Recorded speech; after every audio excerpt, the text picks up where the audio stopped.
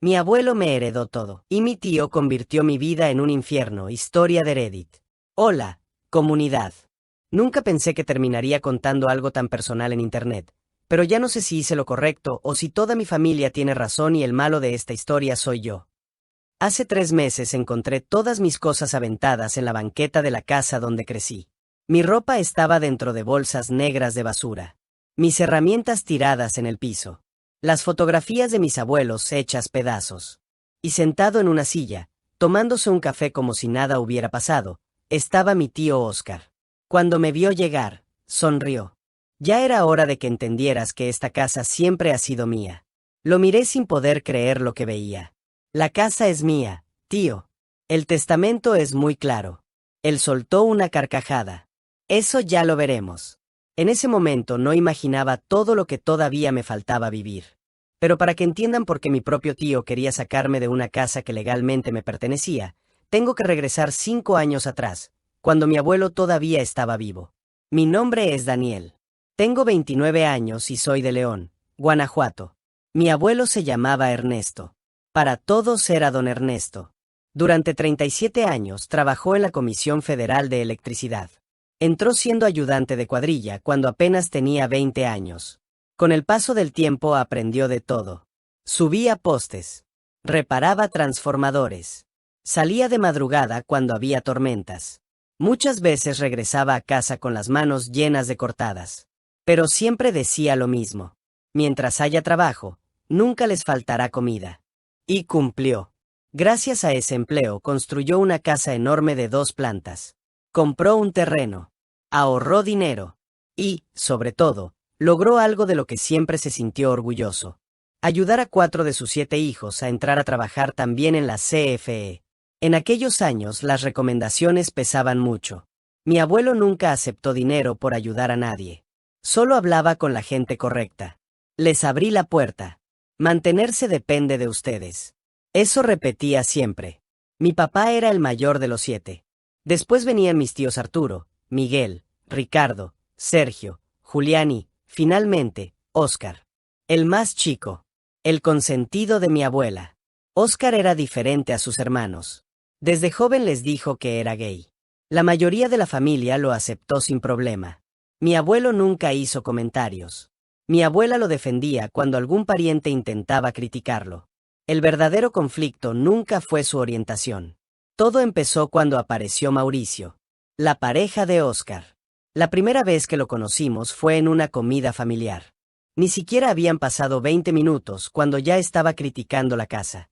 Con el dinero que ganó don Ernesto en la CFE ya deberían vivir en una colonia mejor. Todos nos quedamos callados. Mi abuelo dejó lentamente el vaso sobre la mesa. Lo miró fijamente. Y respondió. Esta casa la levanté ladrillo por ladrillo. Aquí crecieron mis hijos. Si no te gusta, la puerta está muy cerquita. Desde ese día Mauricio nunca soportó que mi abuelo lo pusiera en su lugar. Y mi abuelo jamás volvió a confiar en él. Aún así, por amor a Óscar, lo siguió recibiendo en cada reunión. Durante años la familia permaneció unida gracias a una sola persona. Mi abuela Elena.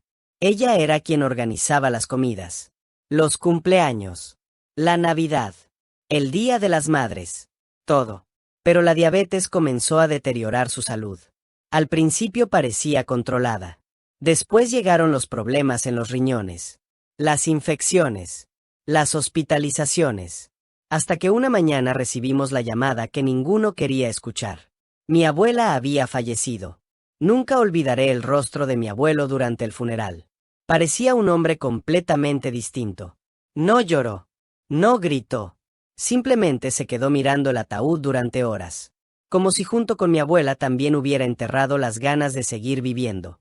Después del novenario, todos empezaron a regresar a sus vidas. Y fue entonces cuando Óscar tomó la palabra. Yo me voy a vivir con mi papá. Todos lo miramos sorprendidos. No quiero que esté solo. Mi papá incluso lo abrazó. Gracias, hermano.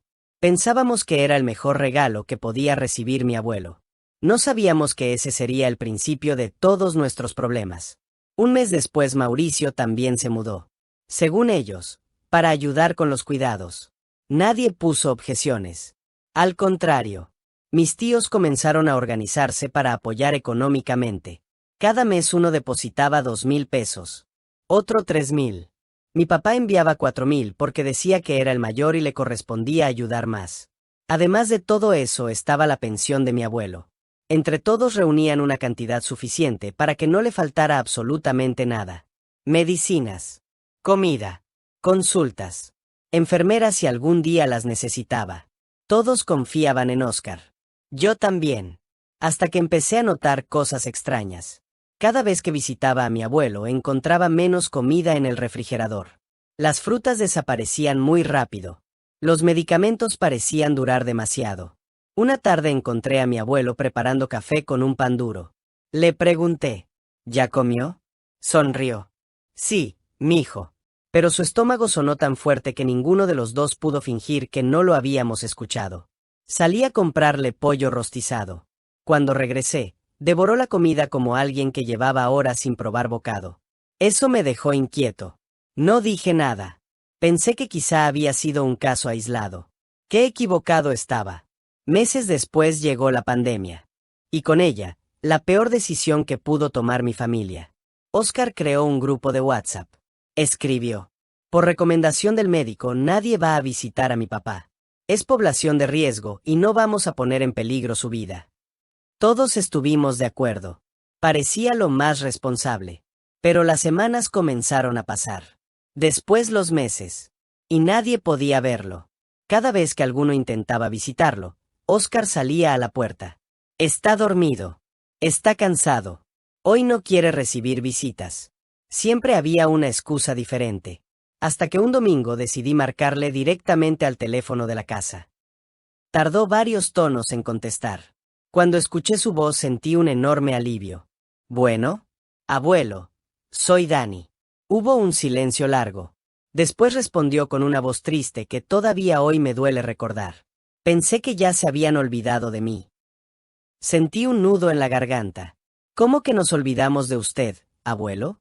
Si todos preguntamos por usted. Mi abuelo guardó silencio unos segundos. Óscar me dice que ya nadie tiene tiempo, que todos están ocupados, que mejor no moleste. Sentí un coraje que todavía hoy no puedo describir. Durante meses mi familia había intentado verlo. Mi papá le marcaba casi diario. Mis tíos mandaban despensa. Mis primos preguntaban por él. Y resulta que mi abuelo pensaba que todos lo habían abandonado. Ese mismo día decidí ir a verlo. Como trabajaba repartiendo material para una empresa de construcción, todavía podía moverme durante la pandemia. Compré fruta, pan dulce y un pollo rostizado. Cuando llegué, Mauricio abrió la puerta apenas unos centímetros. ¿Qué haces aquí? Vengo a ver a mi abuelo. No se puede. Solo 5 minutos. No. En ese momento escuché la voz de mi abuelo desde el pasillo. ¿Quién llegó? Le respondí fuerte. Soy Dani. De inmediato intentó acercarse. Pero Mauricio le cerró el paso. Don Ernesto, acuérdese que no puede recibir visitas. Mi abuelo lo hizo a un lado con una calma que me sorprendió. Déjalo pasar. Era la primera vez que veía a Mauricio quedarse sin palabras. Entré. Casi no reconocí la casa. Las plantas de mi abuela estaban secas. Había polvo sobre los muebles. El comedor donde antes siempre había comida ahora estaba prácticamente vacío. Mi abuelo había adelgazado muchísimo. Nos sentamos en el patio. Era su lugar favorito.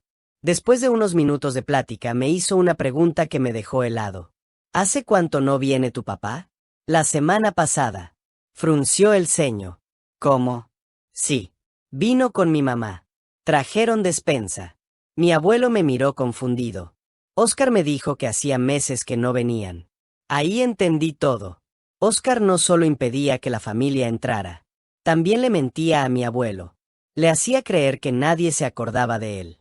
A partir de ese día empecé a visitarlo cada vez que podía. A veces solo 20 minutos. Otras veces 1 hora. Siempre llevaba algo.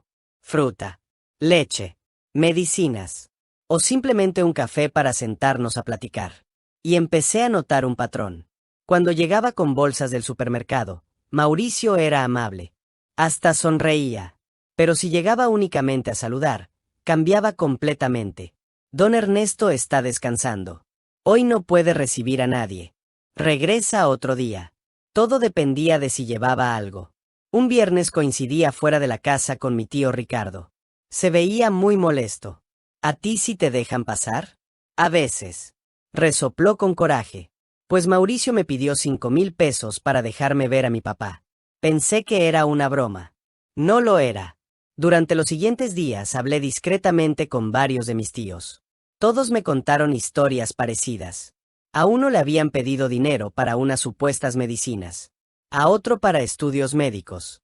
A otro para contratar una enfermera. Todos entregaban dinero porque pensaban que era por el bienestar del abuelo. Ninguno veía comprobantes. Nadie preguntaba demasiado. Confiaban en Óscar. Yo empecé a sospechar. Una tarde aproveché que Mauricio salió a hacer unas compras. Solo estábamos mi abuelo y yo. Le pregunté directamente: «Abuelo, ¿usted administra su pensión?». Se quedó pensativo. «No. Todo lo hace Óscar». «¿Y sabe cuánto dinero le mandan mis tíos?». Sonrió. «No mucho. Con la pensión apenas salimos». No tuve valor para decirle la verdad. No pude decirle que entre todos sus hijos enviaban más de 15,000 pesos al mes. Además de su pensión.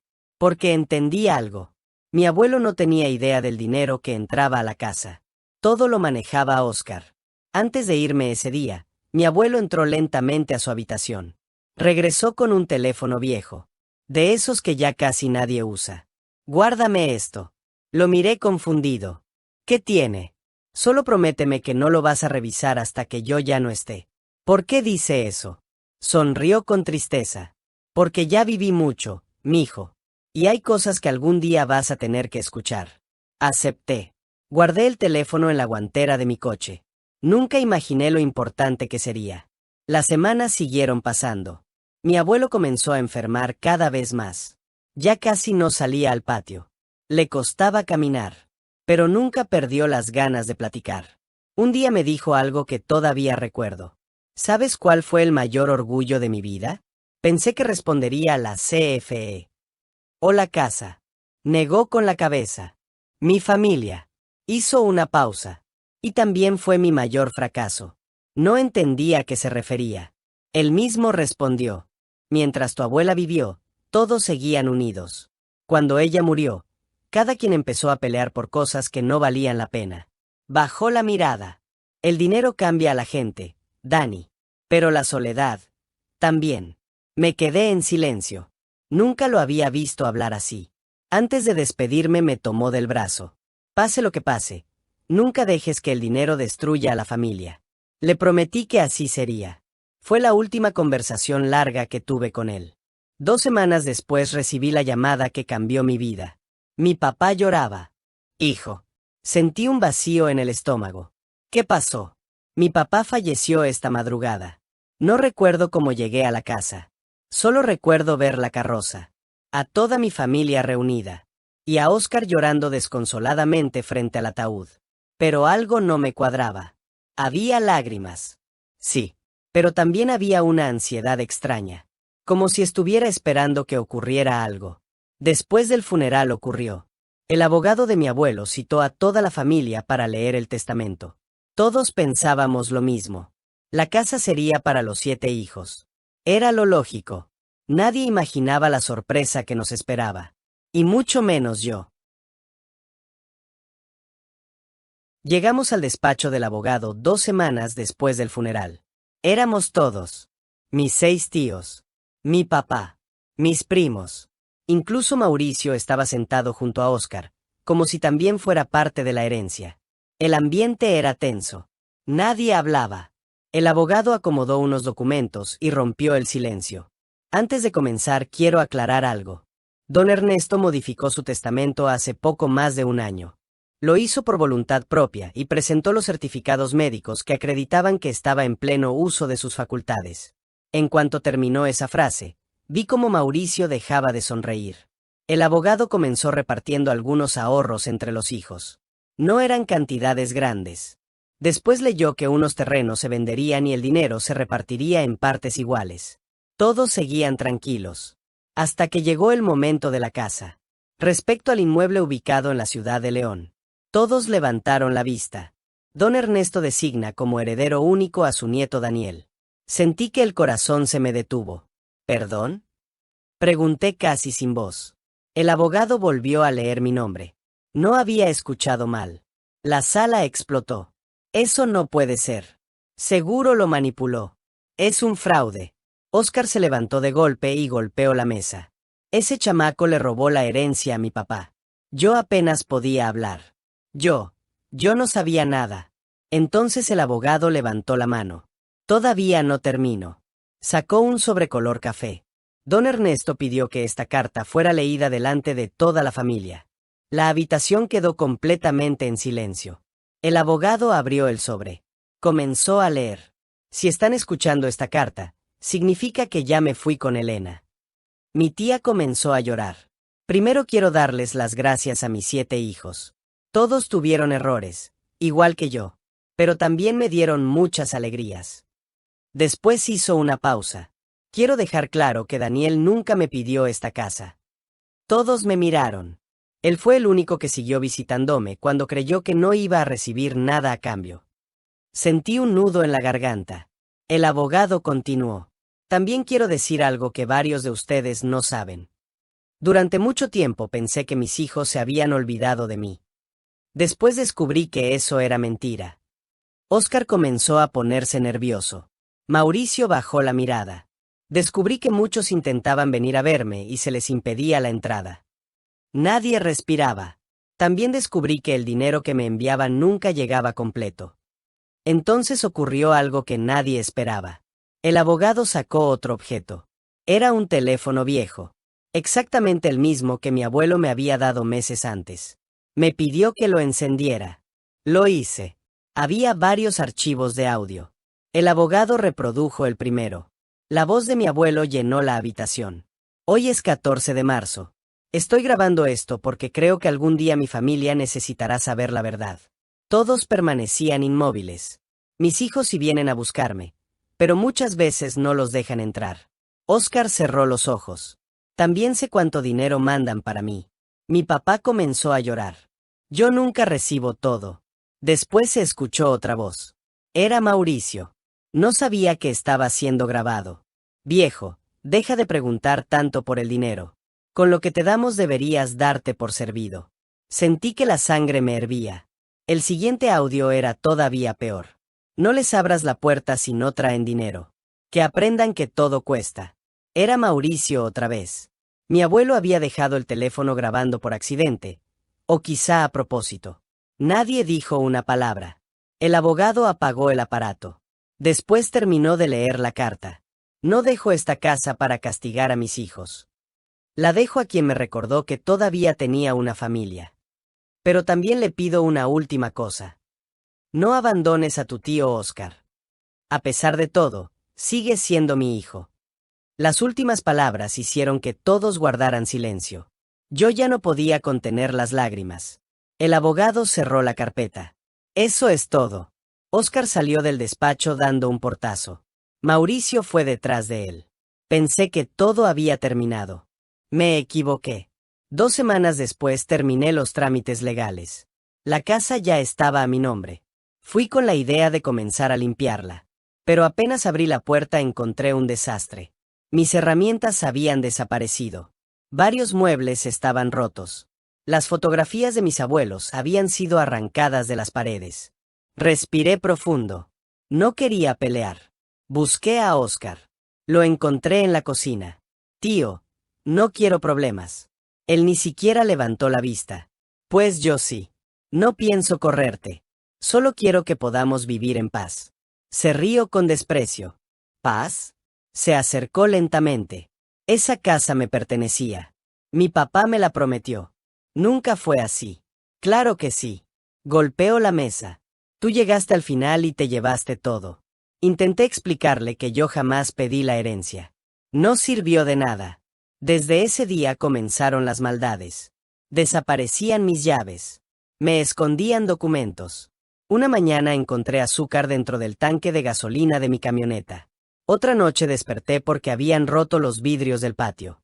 Cuando salí, Óscar estaba viendo televisión como si nada hubiera pasado. Lo peor ocurrió una tarde. Entré a la sala. Encontré una fotografía de mis abuelos completamente rota. Era la foto de su aniversario número 40. La misma que mi abuelo cuidaba como un tesoro. No pude contenerme. ¿Por qué hiciste esto? Oscar me miró con una sonrisa. Porque esta ya no es la casa de mi papá. Ahora es la tuya. Y quiero que te canses de vivir aquí. Esa noche entendí que nunca iba a aceptar el testamento. Han pasado 3 meses desde entonces. Legalmente la casa sigue siendo mía. Pero vivir ahí se ha convertido en un infierno. No quiero romper la promesa que le hice a mi abuelo de no dejar desamparado a Oscar. Sin embargo, tampoco sé cuánto tiempo más podré soportar esta situación. Mi familia está dividida. Algunos dicen que debo sacarlo de la casa con un abogado. Otros dicen que mi abuelo habría querido que siguiera ayudándolo. Y yo ya no sé cuál de las dos opciones es la correcta. Por eso decidí contar mi historia aquí. Si ustedes estuvieran en mi lugar, ¿respetarían la última voluntad de su abuelo o sacarían a un tío que ha convertido su vida en un infierno? Los leo en los comentarios.